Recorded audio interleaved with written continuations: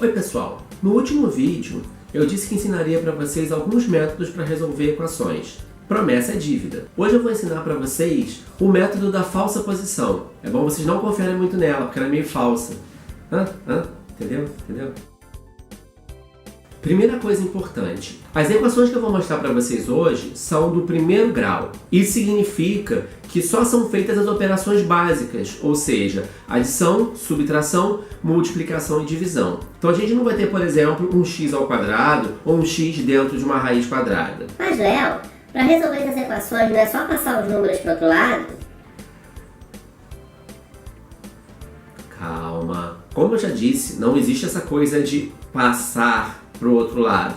Mas eu entendi o que você quis dizer. Você deve estar se referindo ao método do balanceamento, aquele em que a gente usa as operações inversas para isolar a variável. Por exemplo, se a gente diz que 3x mais 9 é igual a 24, a gente pode resolver a equação primeiro subtraindo 9 dos dois lados, então a gente vai concluir que 3x é igual a 15, e depois dividindo os dois lados por 3. Daí a gente chega à conclusão que x é igual a 5. Tadã! O que eu quero mostrar para vocês é uma outra forma que talvez seja bastante útil para resolver equações um pouco maiores e mais complicadas, como essa que vocês vão ver agora. Então agora a gente vai resolver essa equação bem bonita que está aparecendo na sua tela.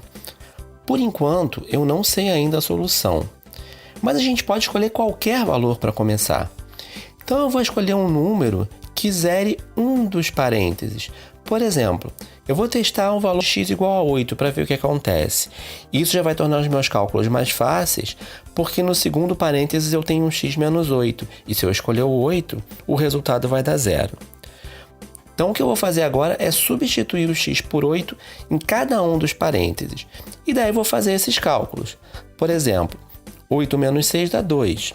8 menos 8 dá 0, como a gente já sabia. Então eu vou resolver as duas expressões algébricas, uma em cada membro da equação, e vamos ver quanto dá. Bom, a do primeiro membro deu 10. A do segundo membro deu 2. E é óbvio que 10 não é igual a 2. Isso significa que a solução que a gente tentou não é verdadeira. Vamos testar outro número agora. Por exemplo, 9, só para mostrar o que acontece. Vou fazer a mesma coisa. Vou substituir o x por 9 e vou fazer os cálculos. Fazendo isso, a gente vai encontrar o 12 no primeiro membro e menos 4 no segundo. O que a gente pode concluir? Não só que a gente não achou a resposta correta, como ainda a diferença entre os membros aumentou. No primeiro caso deu 8 e no segundo deu 16. Qual é a conclusão que a gente tira? A cada vez que a gente aumenta uma unidade no x, a diferença entre os dois membros aumenta 8. Significa que a gente está se afastando da solução.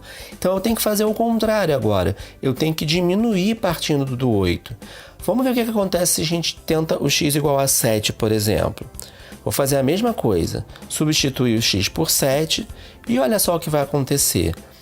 O resultado da expressão no primeiro membro deu 8 e no segundo membro também deu 8.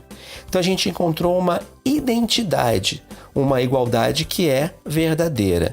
A conclusão que a gente pode tirar disso é que o valor que resolve a equação seria o x igual a 7. A gente diz que o 7 é uma solução da nossa equação. Mas, Léo, ficar chutando o número não é mais demorado? Olha, depende. Se, por exemplo, você estiver fazendo uma prova objetiva, onde você tem várias opções e sabe que uma delas é a resposta correta, talvez seja até mais rápido você pegar aqueles valores das opções e tentar verificar. Se você sabe que um deles é a solução, talvez assim você encontre a solução de forma até mais rápida.